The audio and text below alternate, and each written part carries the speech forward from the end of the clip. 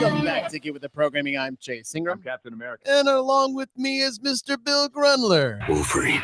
I don't know what the hell that was. Dude, I think the whole long sleeve shirt thing just threw you all off. You got all weird on me there. Whoa. Yeah, well, showing off our new OG gear. That is cool. Long sleeve fall black. I mean, I love the black look. It looks sick. Dude. And I just wear my hat all the time because I need a goddamn haircut. And my guy that cuts my hair has constantly been sick. Oh, really? It's been like 2 weeks. So we're like 3 hours early.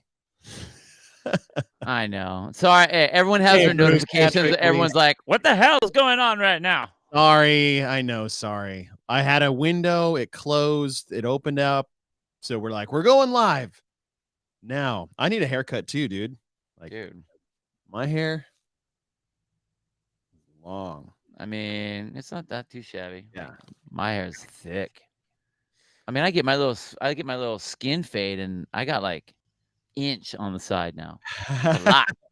My hair goes fast. You know what? You know why? At the back. You want to know why my hair grows so goddamn fast? And my fucking fingernails. Yes. Thanks a lot, Bubs. I mean, seriously. Thanks a lot, Bubs. Dude, yeah, my fingernails grow at an astronomical rate. However, my hair is nice and thick still. I'm about to be 40 in a couple weeks, and that's all good. Dude, I'll take being in my 50s and still have a full head of hair. I mean, I wear the hat because I got to tone it down. But still, thanks a lot, Bubs. I appreciate that. Good hair, great skin, strong nails. I mean, aside from all just better coffee.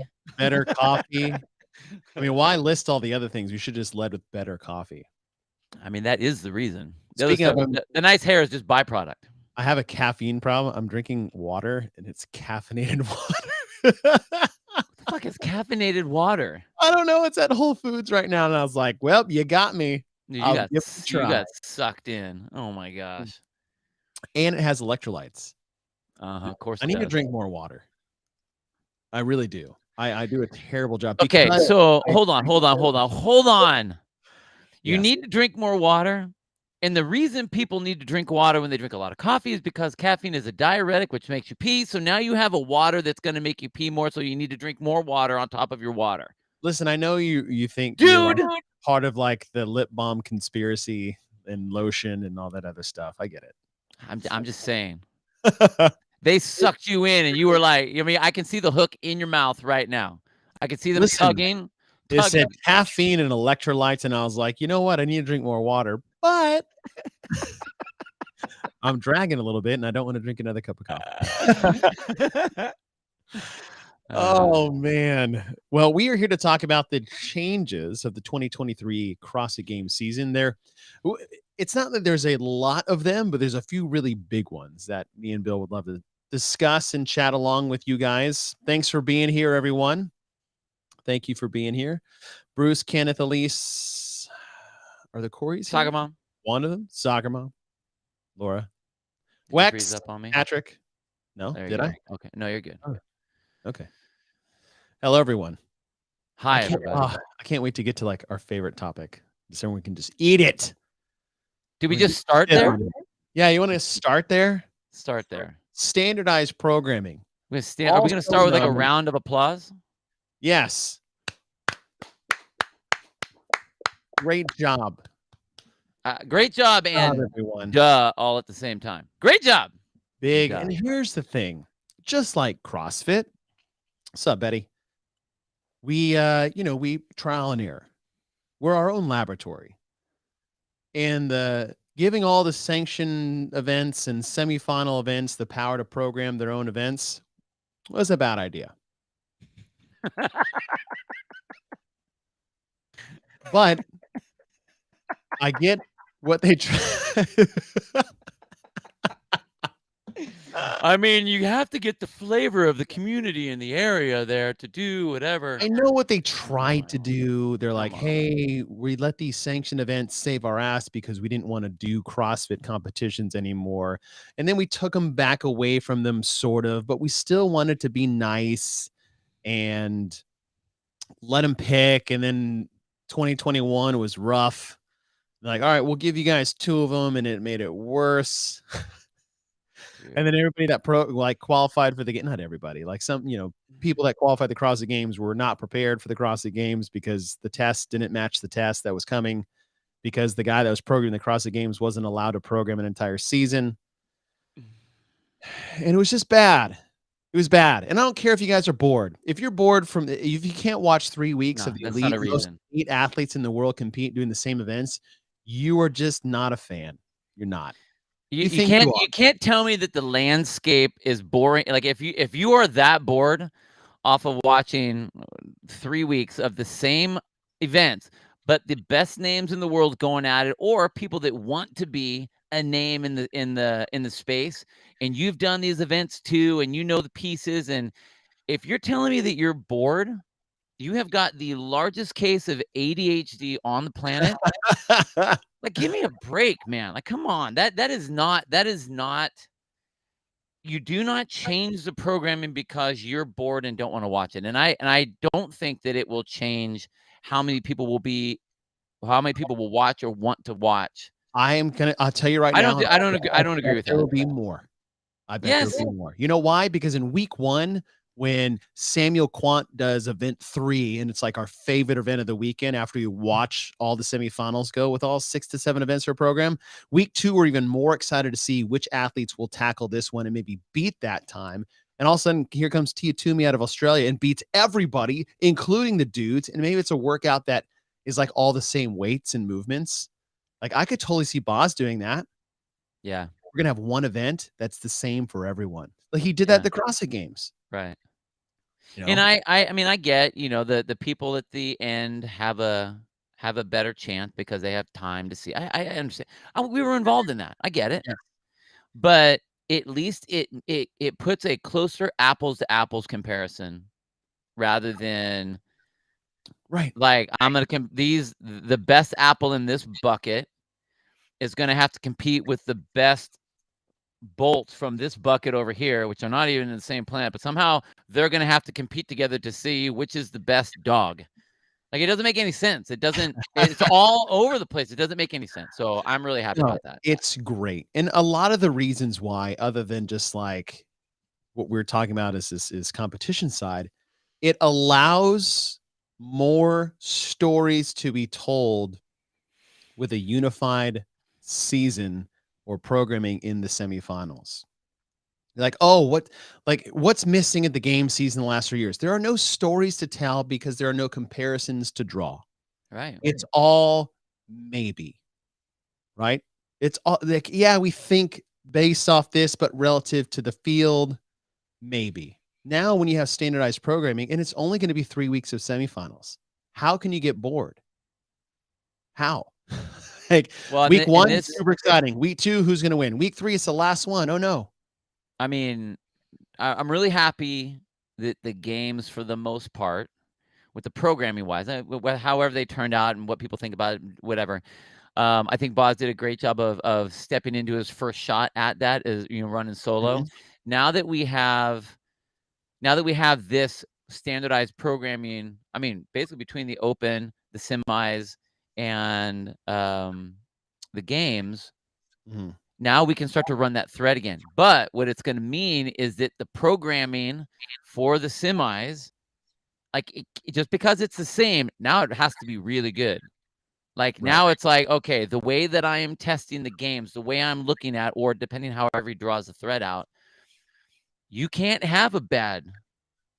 If you have a bad programming shot, Mhm. then that's 3 weekends of shit programming that's going to get people to the games.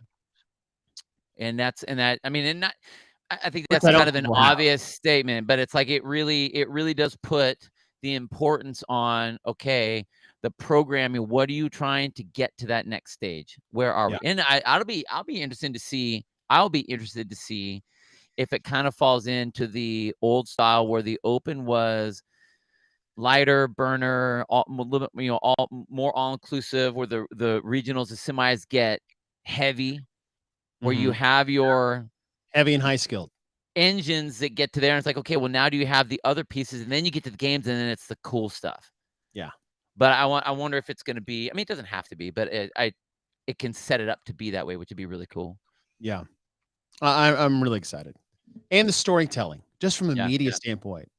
How much fun is it going to be to tell these stories from week to week to week, and then take all that information and draw the landscape of coming into the CrossFit Games? Yeah. Why is there why is there less interest in the game season as it was in 2018? Because of this.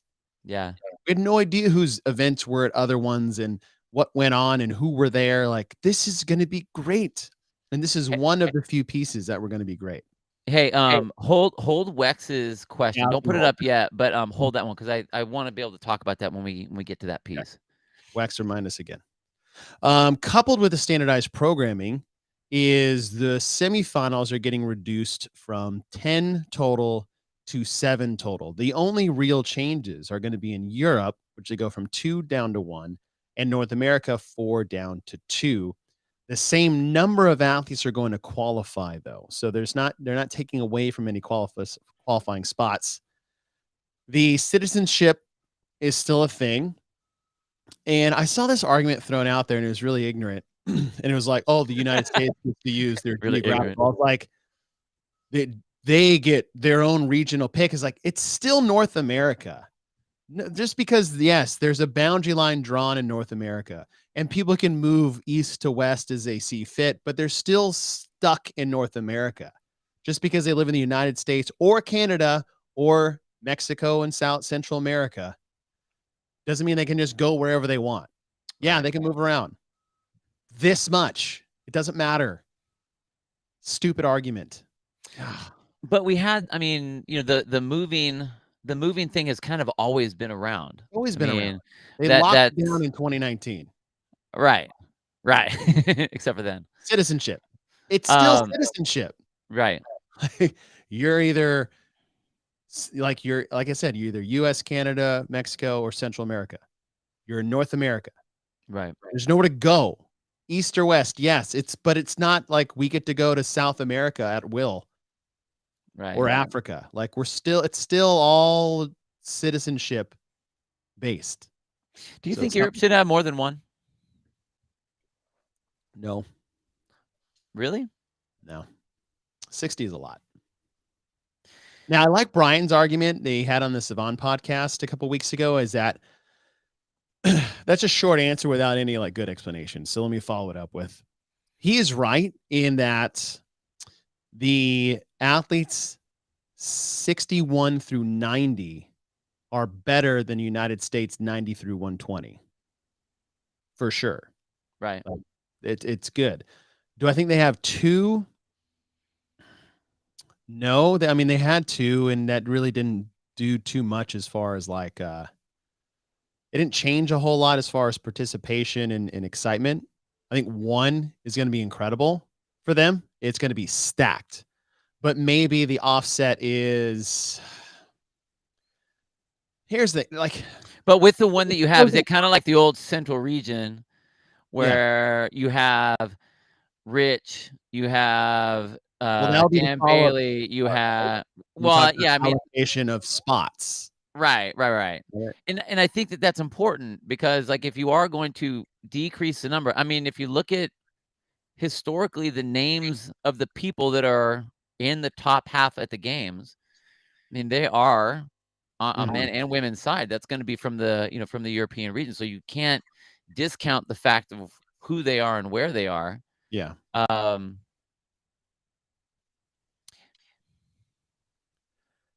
What's the allocation number for the US? From quarterfinals? I know, out of the semis. We don't know yet. Oh, they haven't said. No. Like, Morning Chalk Up posted, like, everyone gets 10 and 10 to, like, But the conversation I had with Boz was not that. It was almost like as sees fit or what's. Well, he said it's less than you think. So if you just took last year's spots, right? 5 in every North America, 5 in every one in Europe. I think it was 4 in 2 or was it 3 in Australia? Right. 3 or 4. Something not like enough. that. The answer is not enough for Australia women. And so they're like, oh, well, you put them together. So that's 10 in each North American and then 10 in Europe. And that's what has been posted. With my conversation that I had with Boz that just got dropped on the Games podcast, I don't think that is the case, because the only spots we didn't have allocated out yet were the 2 men and 2 women spots from the last chance qualifier. And the conversation I was having with him, 3. Okay, thank you guys. We'll call it Australia. Oceania. Yeah, you're right. Is that he's like, it's not just 2 spots we're saving. We're giving minimum spots that aren't as much as people would think. So this post of each one gets 10 and 10, that's not correct. Like I could see the minimum being in North America, maybe like 6 and 6.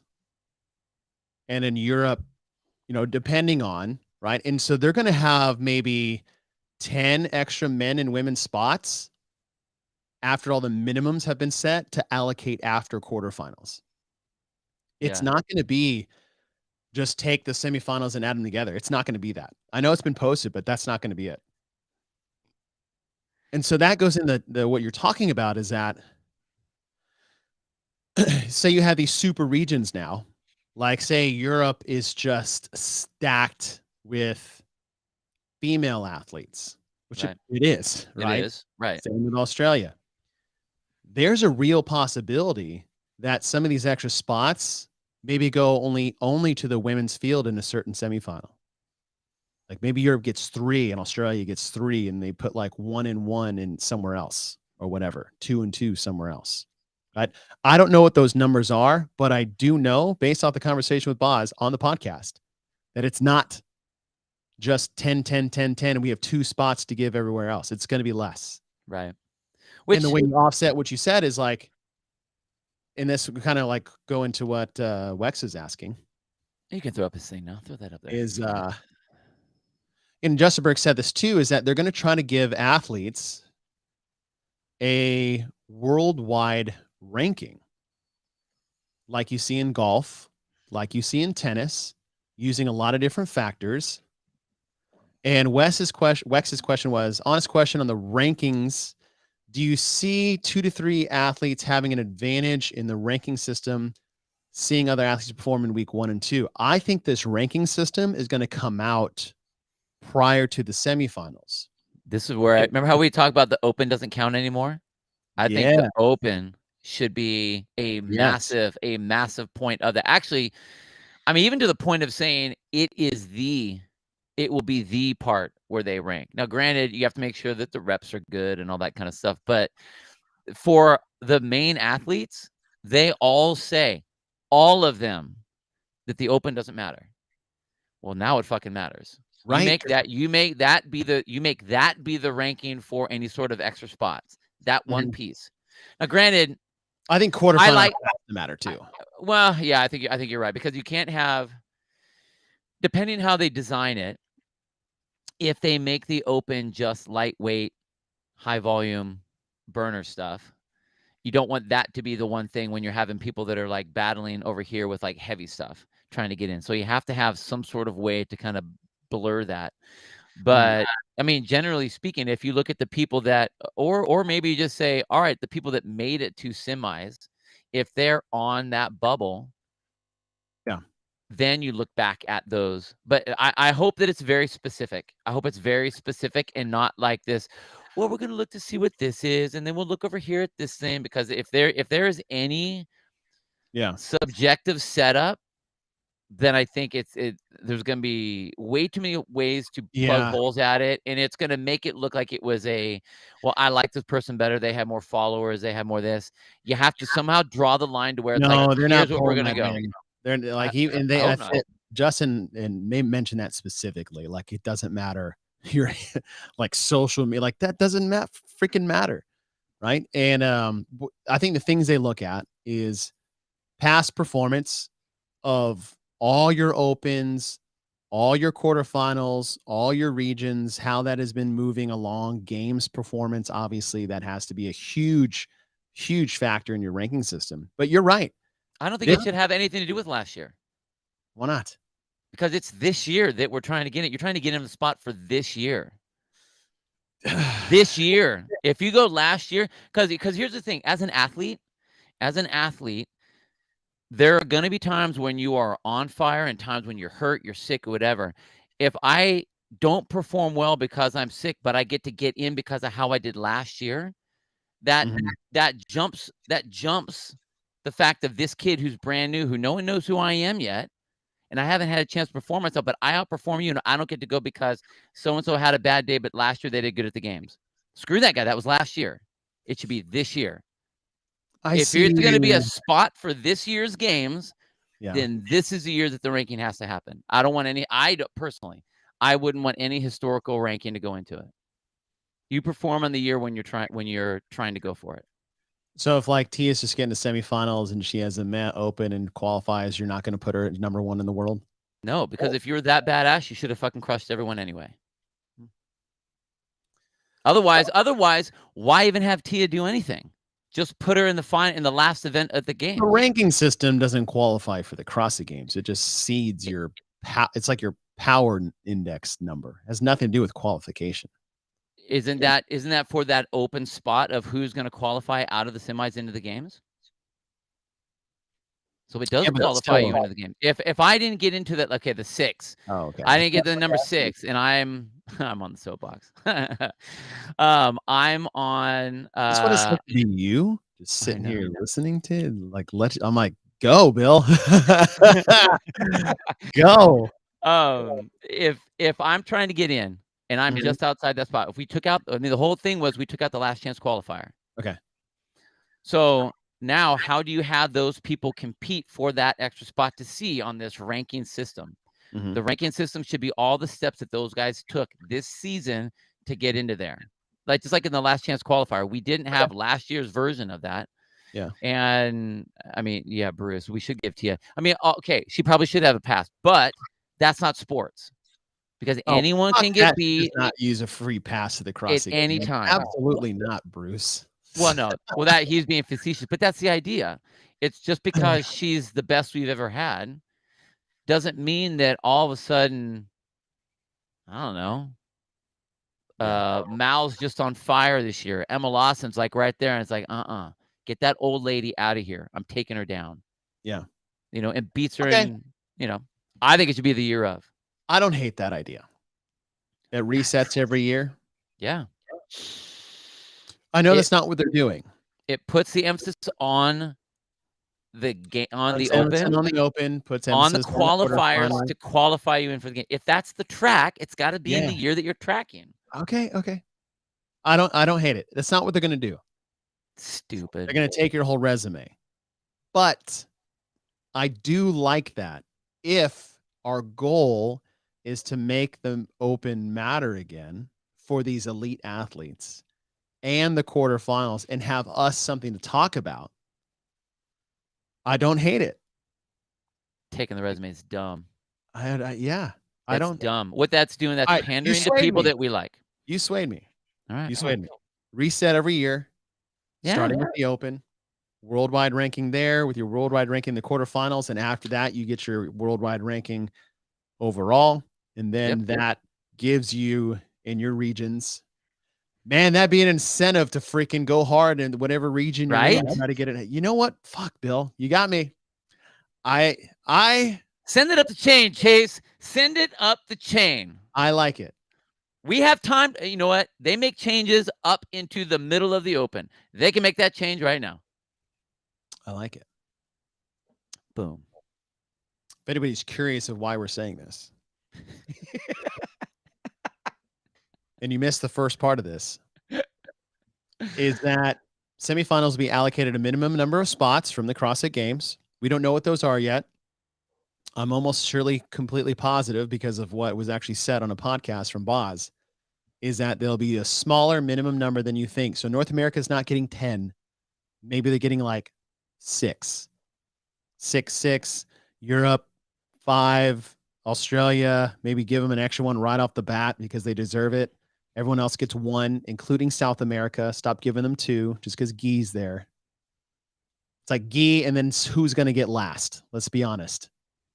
Have a real conversation and look in the mirror. That's what's happening at the CrossFit Games. They all get 1. Europe or Africa, Asia, South America. You get 1 minimum. 1. You don't deserve a second one yet. And then when your open goes and your quarterfinals go and you get your worldwide ranking off your now fitness level performance, and every dude in the East gets in like the top 40 to 50 in the world, like, listen, based off where these guys are at right now in the current field that we have in real time, this is the fittest field of men by far in the world. We're going to give them 3 extra spots. And the other thing is that those things are all the open and the quarterfinals are happening at the same time. So there isn't anyone that can have a quote unquote advantage, like when you get to the other spot. So if you don't make it in your thing, if you're outside, whatever the number is, I like this. Shit. That'd be wild though. Hey, week 1, here's your crazy. worldwide ranking. I mean, that's what you get after the open. You get your legit worldwide ranking. It's done for you. It already does that per week, Bruce. So yeah. Well, okay, but it does what you're saying. It is true, but before it mattered, now it doesn't. Matt, you're not wrong. That's why everybody gets a minimum. Whatever. Everybody gets a minimum. Whatever on that. Oh, I like this. Yeah, in the open, your weekly worldwide ranking is already done for you, as well as your continent. Your country, you just pick it. It's a selection. That's it. It's already done in the open, and then after the quarterfinals, that's when you really start doing the math. Mm-hmm. Seems pretty cut and dry to me, though, when you go it that way. When you're like, well, how is their performance based off this field? You're like, worldwide ranking field, 2 online events. Yeah. 9 to 10 total tests to decide where your minimum spots go. Now the open matters. Now the quarterfinals. Fuck. All right, Bill. Winner! I was totally against it when he started talking, but I was like, I'll let him go. I want to hear him out. Get one. It's so simple. Hey, I want to know what a worldwide ranking is. How do I get that? Sign up for the open. I hope you make quarterfinals. And then, Bill, you big, beautiful bastard, then the quarterfinals matter and more people will sign up for the quarterfinals. You're welcome, CrossFit. Damn it. I feel so stupid. I just stand back here. I was so against this. Waiting for my turn to say something good. It took you 2.5 fucking years to soapbox, but it was well worth the wait. We can't both soapbox on the same podcast. I'll do it on other ones. I'll do it on other. Yeah, drink some caffeine really fast. Take some caffeine. It'll make your toes curl and your hair grow. How those electrolytes? Tastes like water. Tastes like water. With some high-tech labeling on there is all it is. Clean energy. Tastes great, feels great. I don't know about the feels great. Tastes like water. We expect a sponsor in the next week or 2 from that. Well, thanks, Mr. David Johnson. Oh, David Johnson. I appreciate you liking that. He's like, I can't think of a single negative against that. Really, you can't. Okay, now, with that being said, that means that all videos will need to be turned in. Dear Hiller. Have videoing. Hiller. Chat. There you go. But I mean, you have to figure, like, when you're looking at that, you only have to look at so many. How many spots are you going to have? 10 extra people or whatever, 6 extra, whatever the number is that ends up being out there. Now, those are the only people that really have to look at. The semis have no bearing on your worldwide ranking.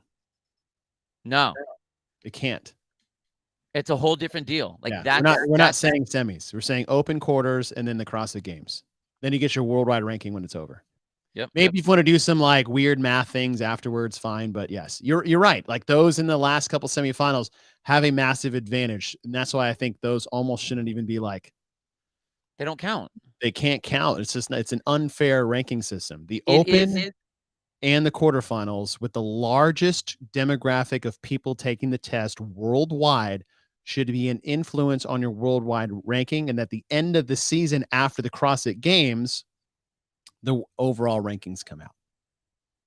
All of the other stuff is to Honestly, who get you cares? to the It's just CrossFit semis. Games, 1 through 40. That's it. Yeah, totally. Moving on. It's for those extra spots. So you don't want to have the comparisons in. I don't think you should have the comparisons in there because there is going to be an advantage to people that have got to see how people perform and what sort of rep schemes people do and what sort of strategies people take from week 1 to week 3. Like I get that. But that's why you can't make that the deciding factor. All the athletes are there. So we're already picking from the athletes that have done those things. But if you haven't qualified out of that, and there's whatever the spots are, number of spots that are open, the only fair playing field to choose them from is going to be where everyone was on the same playing field at the same time, which is the Open and the quarters. Yeah. Yep. Yeah. I like it. Opens quarters, that determines your worldwide ranking going into semifinals, and that ranking just determines where things get distributed where. And then we march to the CrossFit Games, and then once we're there, your ranking system is based off where you place. It's pretty simple. I will say this. There was one time, I will say this, my brother's turn, he hates when I say that.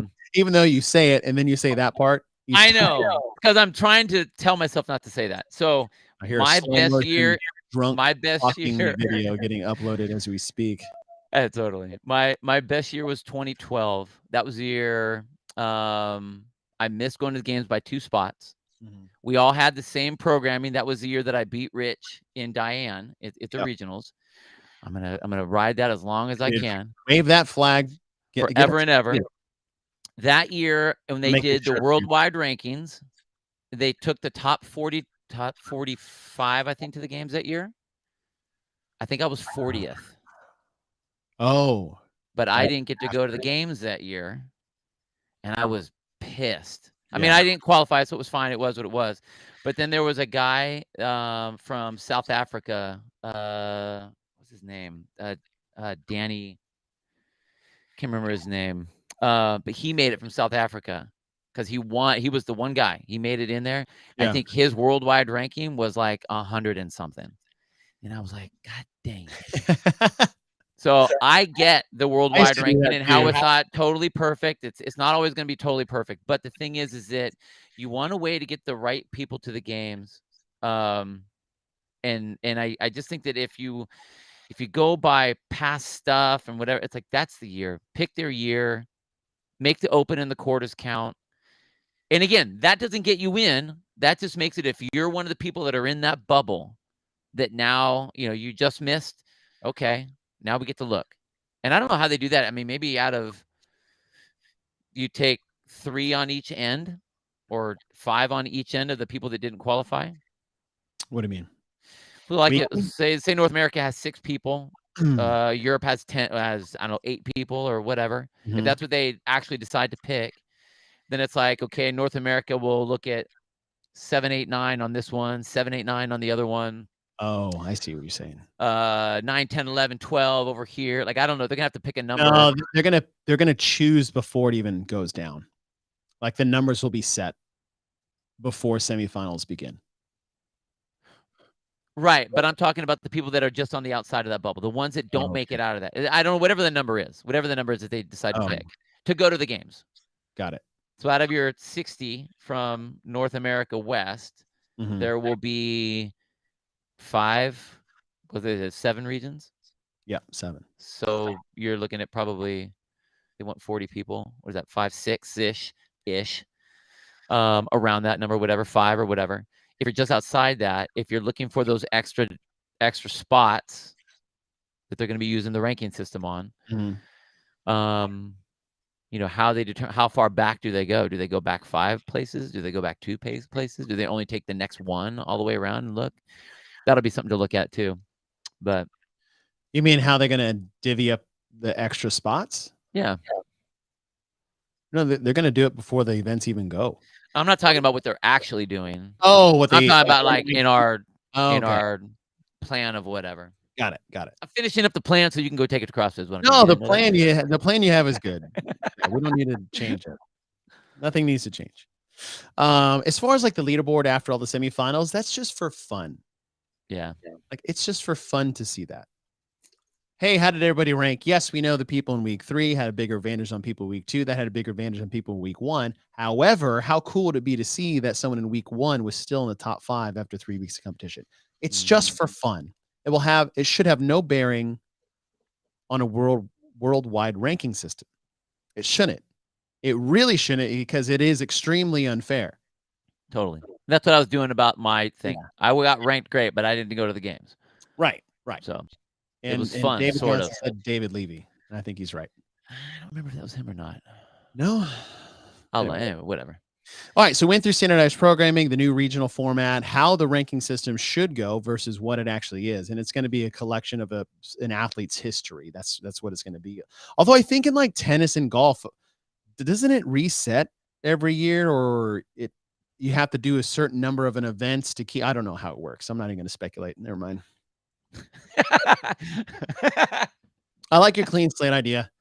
It fixes the open doesn't matter thing. Like it completely fixes that. It completely fixes participation in the quarterfinals. It makes making the top 10% even more exciting, because now you get to further advance your worldwide ranking. Fixes everything. Even for the top athletes. Because here's the thing, you don't know if you're going to be sick. You may have an off day that weekend. And now you needed that open to matter. So everyone has to go balls out on the open and make it count, because you want that ace in the hole. You want to have that good card just in case you need it. Yep. And then to scratch the Hiller itch is that if you want to have a worldwide ranking number, you must submit an public video of your performance in the open for every event and in quarterfinals for every event, which can be anywhere between 8 to 10 total events on video on the leaderboard for the public to view. That link should be there. I remember it was there back in 2011. You could, this was, we had a leaderboard designed by like WordPress. I asked way back when, why can't we make it so that every single workout video is posted on the leaderboard? And I was told that it was too much bandwidth. And I'm like, all it is a link to YouTube. Like, where's the bandwidth? It's a link. Right. It shouldn't even be an issue. So like, if I didn't have an affiliate, I had to put that's how I did it. And then the people would vote on it or whatever. And that's what was scary, was people could get in. It's scary. This is what's so funny about social media, is people are really excited to show their great whatever to their friends, but don't realize that everyone else sees that. So their friends are like, that's great, even though it was shitty. You know, I was like, you're moving so fast. That's awesome. And then everyone else, it's like the Hillers and everybody else out there, they're saying like, yeah, that's not even the right movement, man. What are you talking about? Yeah. So I think that having it to where everyone's exposed. Yeah. Everyone can see it. It's not like I had to go hunting for this, or this was some secret, whatever. It's like everyone needs to put their video out there. And here's the thing. In the open, I don't think, unless you're winning, it has to be reviewed by the games department at all. No.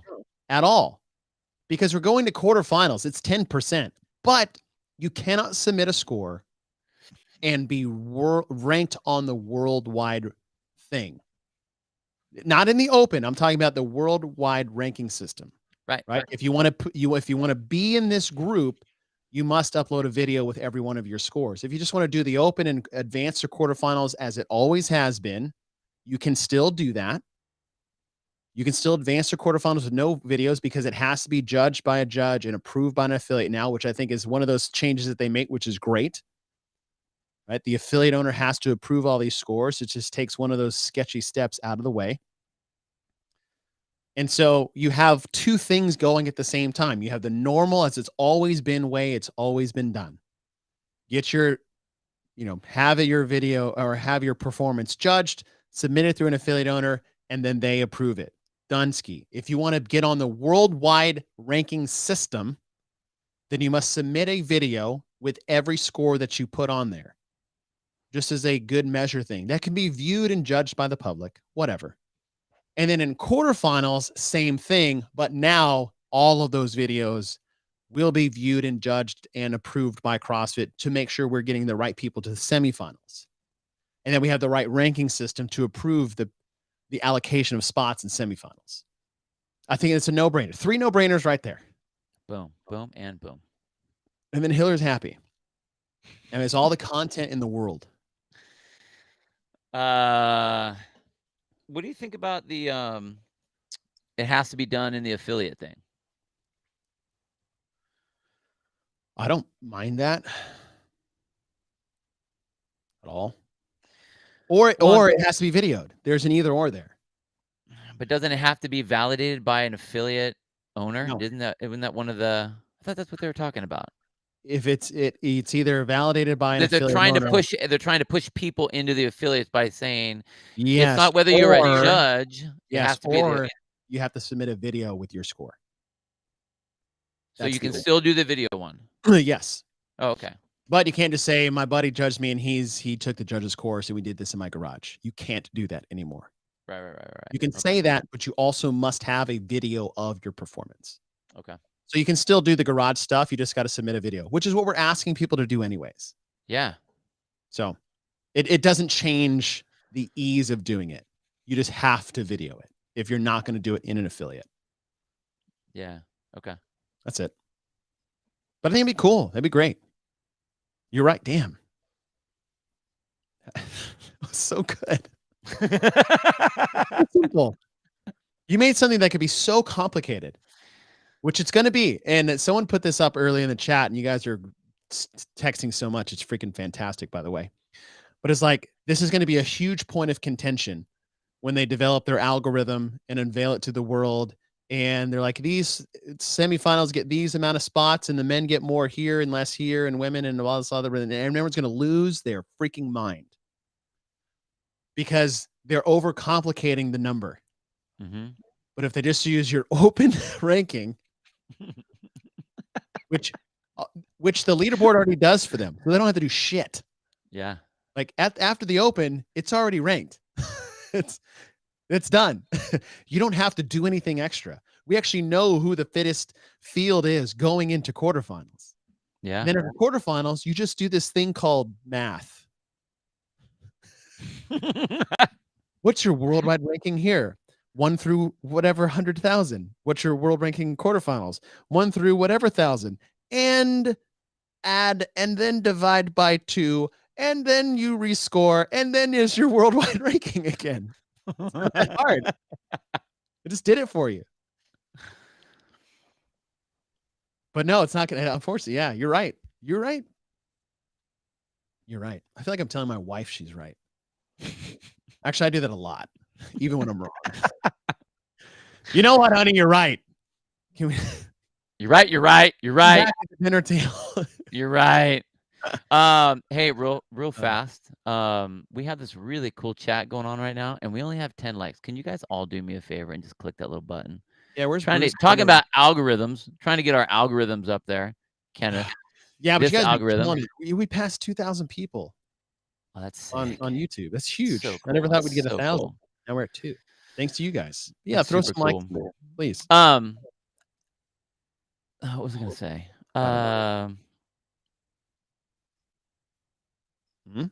What do you think about the longer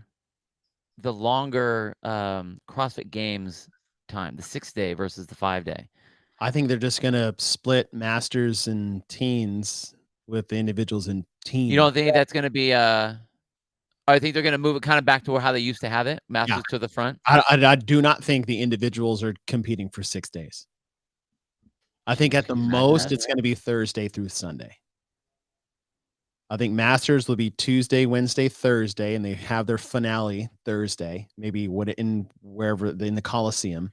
Yeah. And the individuals start maybe like Thursday morning with something gnarly. Masters complete midday, individuals come back at night, and then it's gone. It's rolling. I mean, that's cool. That would I be hope cool if they that's did it what that it way. is, because I like giving them their own stage. Give them their time. Yeah, give them their time. Now, Masters finish midday on Thursday. Masters adaptive age groupers, Yeah. Dunsky. Yeah. And then it's individuals and teams the rest of the way out. I think that's great for the fans. I think that's great for the athletes. I think that's the best thing to do for your staff and volunteers too. You're not running 18 different competitions for 3 straight days. So I think that's what it's going to be. Okay. At least that's what I wasn't sure. I had no idea. I was like, wow, seriously, they're going to add another day? Unless they're thinking about spreading it out to where they're only really doing like 2 events on the day rather than trying to stick 4 in there. Now, I think they're going to do the whatever. What we just said, the split. Yeah. The age split. Yeah. The event. I would like there to be a ranking system. Someone put this up there, and I was thinking about this when I was interviewing Boz for the Masters athletes. Yeah. I think that would be cool too. Just be fun. Again, for the same reason.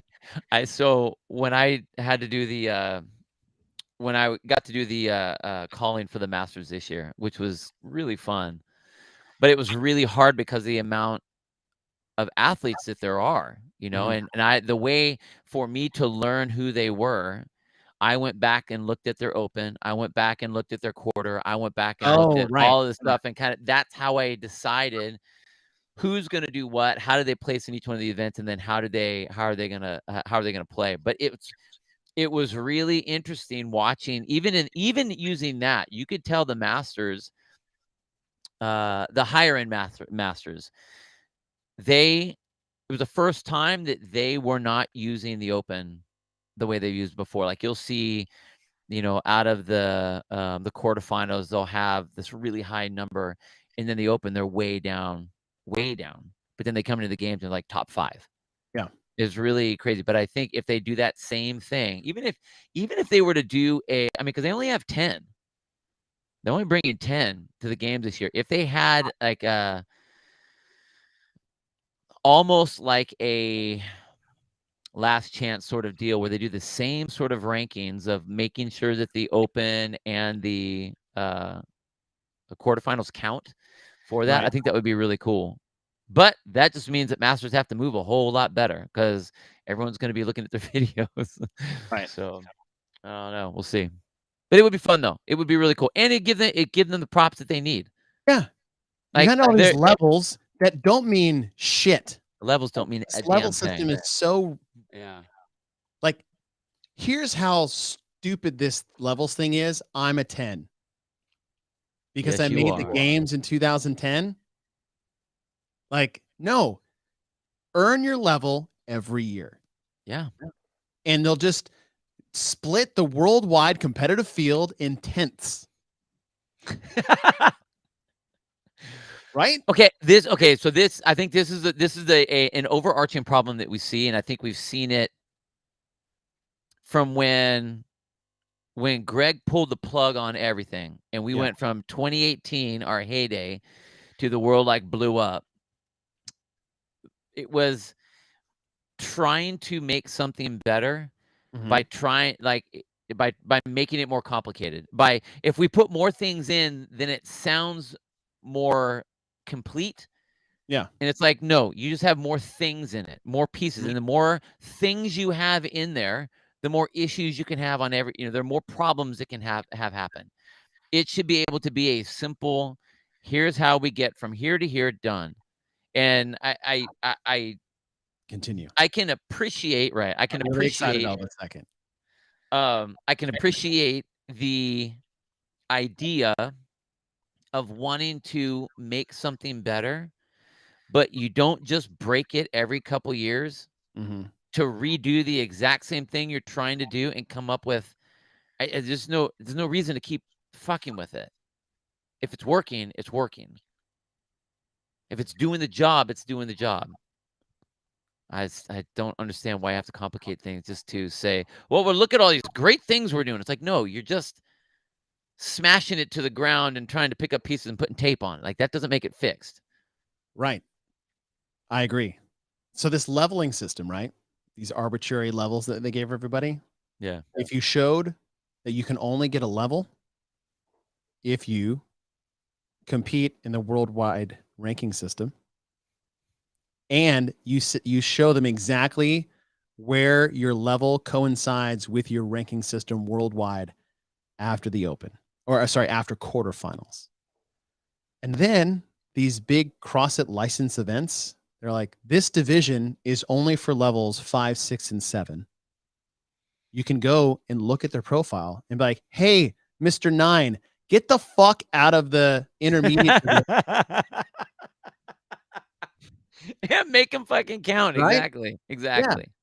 And so these license events by CrossFit now have this partnership for real with CrossFit, and your open quarterfinal system helps rank you worldwide. If you don't make the quarterfinals, you can't get above a 3 or whatever. Yeah. But now you show exactly how the math works and how important the open is, and how important it is to go to quarterfinals and not just qualify, but to compete.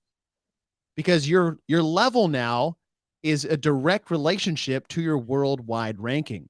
So I get like I'm not going to give you that much, 6,294th in the world after open and quarterfinals, and that gives me a level of 7.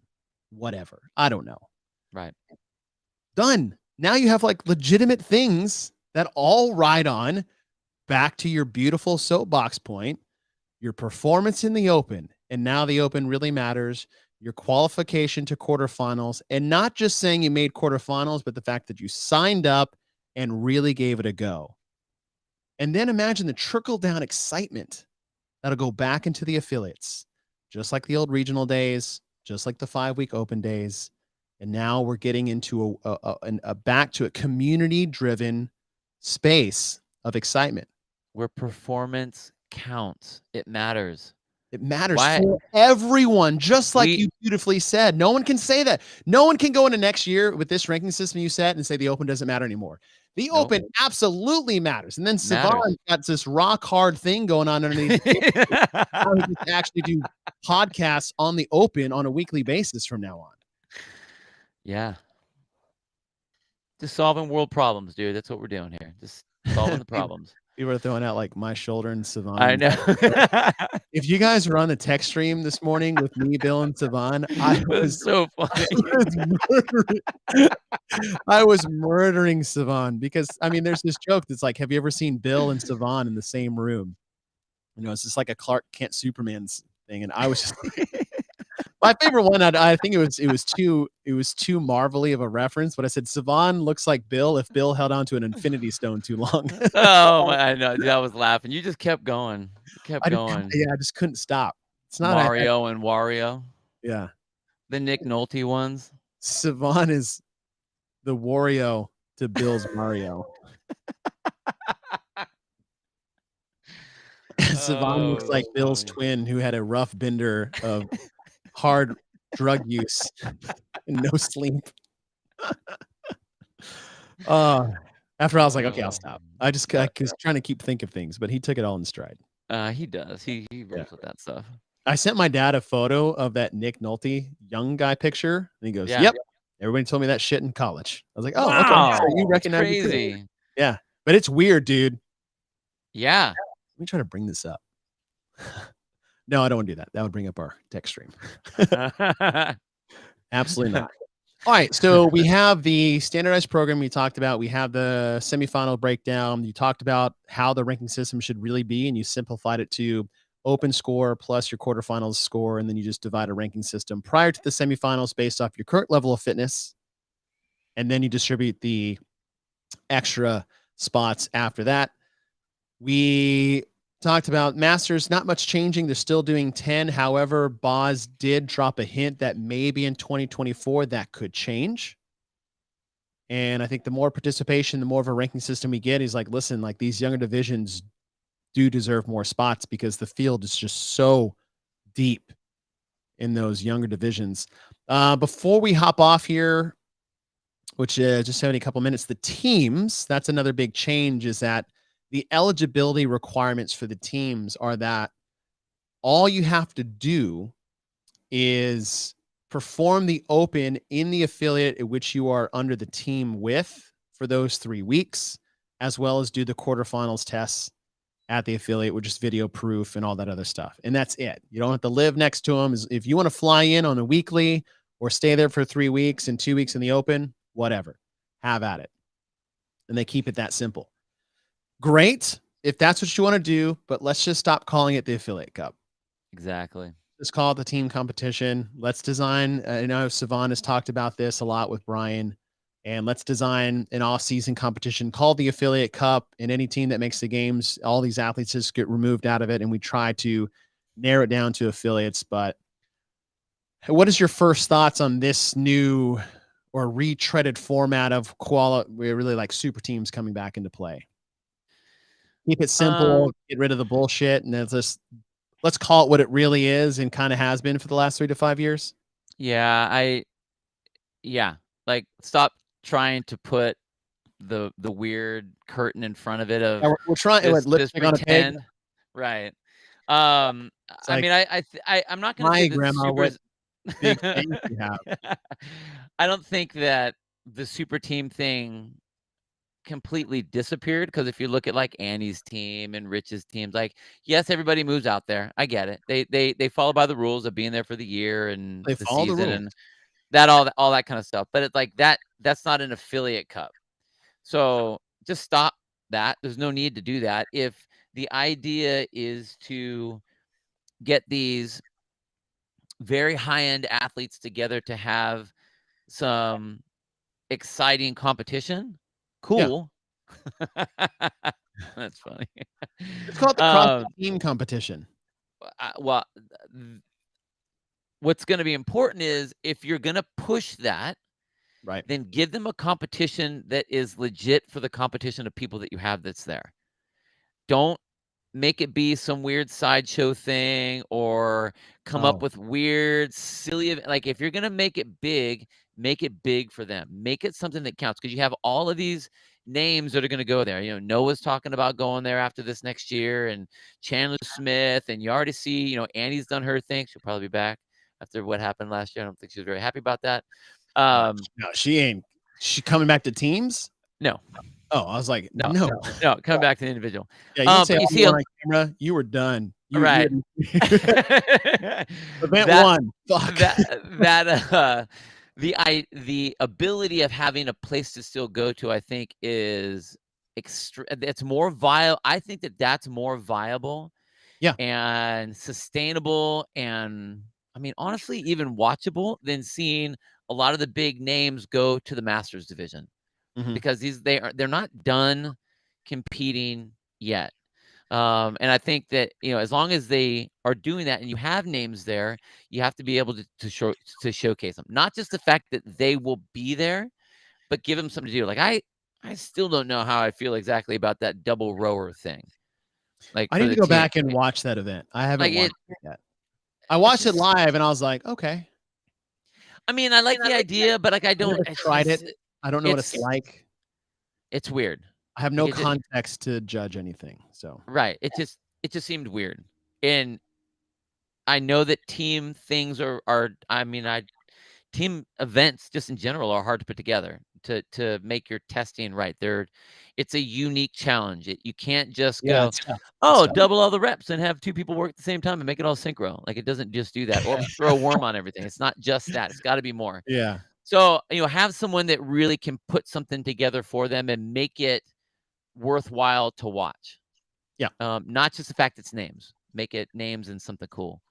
You know, you want to know one of the coolest team events I can really remember, honestly, and it's very non-CrossFit-y, but it's very team oriented, it was at the Rogue, and when they did the tug of war.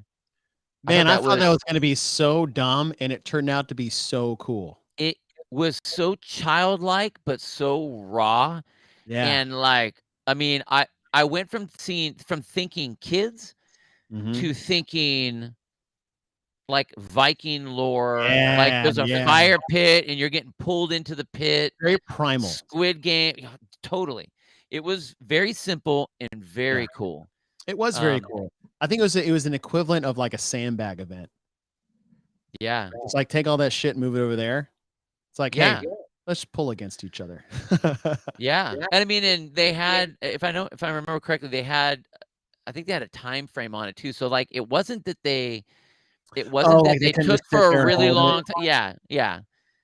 And I mean, the teams aren't designed, like if you were to think of a tug of war, like they weren't like these big, heavy strongman caber tossing kind of guys where they're just going to go boom and drop like your anchor down to the ground. Like they had the rules of having to stay up on your feet, and I think it was really good. That was really cool.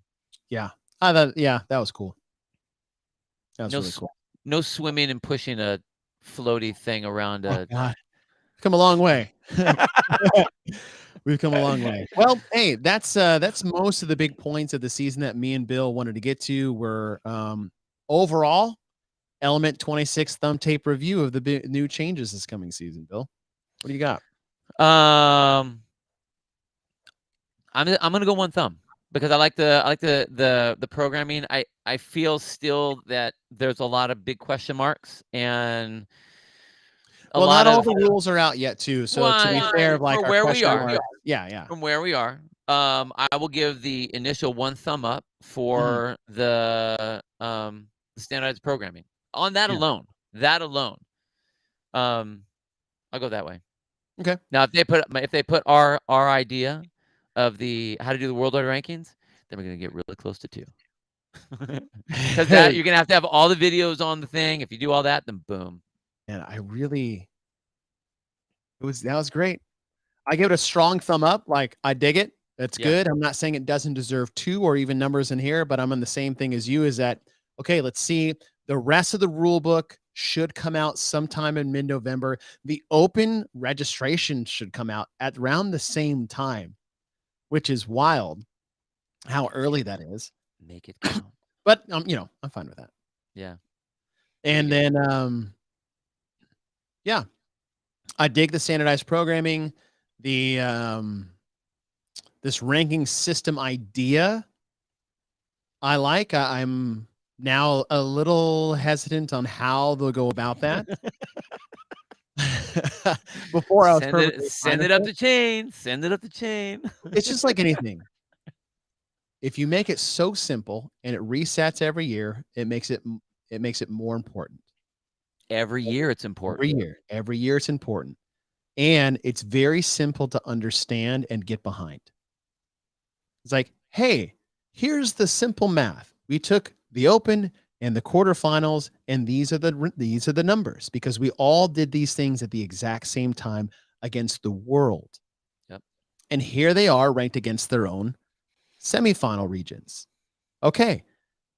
Based off these participants, 60 of these athletes, 30 of them are in the top 100.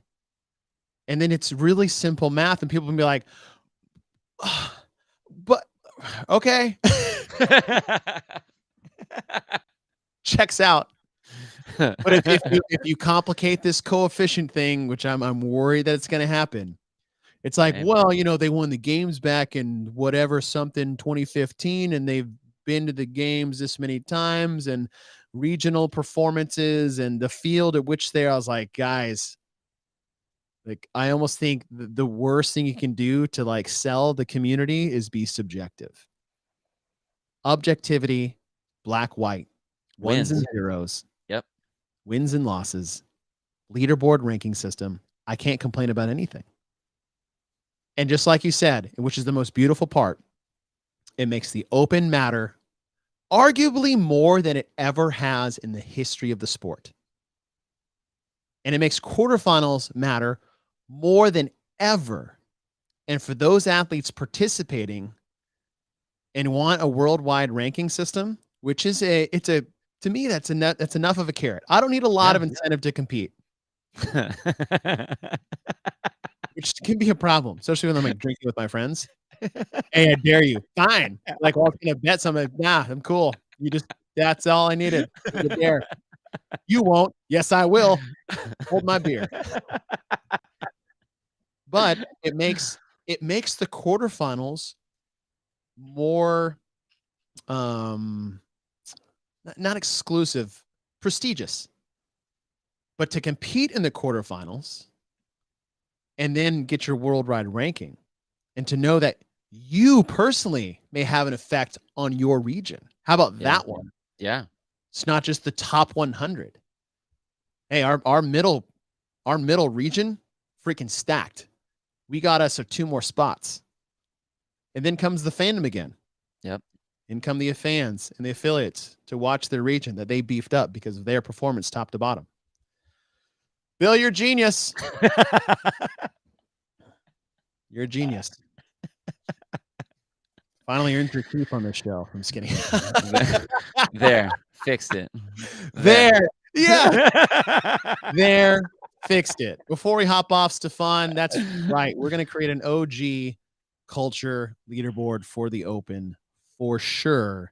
And now that we design our own shit, we can give that shit away. Uh-huh. Who's going to win a shirt and a hat? Who wants to win a shirt? A hat. Or fucking joggers, dude. Or some joggers that just came out. Yeah. Hold on. Let me pull this up. Yes. Right before we leave, and I'm like 5 minutes away. I got time. They can wait on me. I'm just kidding. I did not act like that. Check this out. Fall collection. Boom. OG culture. Oh, what does that say? Available now? Don't mind if I do. Cult hats. Page 2. Boom. Joggers. Men's, women's, crop hoodies, long sleeve t-shirts. We got the same stuff for the OG collection. Yeah. As you can see right here. There it is. God, that looks good. These OG ones. That's going to be cool. Yeah, they're going to be cool. Guys, go to here. I'll drop the link here for you guys watching. Just go to Sherpa Works. SHERPA. WERKS. And if you're a programmatron, go to patreon.com/Get With The Programming. You guys get 20% off with a special code that we'll send you guys later today. Bang. Just to say thank you. Boom. Just to say thank you. All right, team. Thank you guys for joining us today. We love all the interaction with you guys as usual, but it still means the same every time you guys are here. Bill's the new director of sport. At least director of the power ranking. I'll give you that. Director of the power coefficient. Bill Grunler, who just solved the most vexing problem for gym and sport, is you made the Open matter again. Thank you, Bill Grunler. Thank you guys for joining us. Book Club, Thursday. Oh, yeah. The overhead presses. See you then. Bye, guys.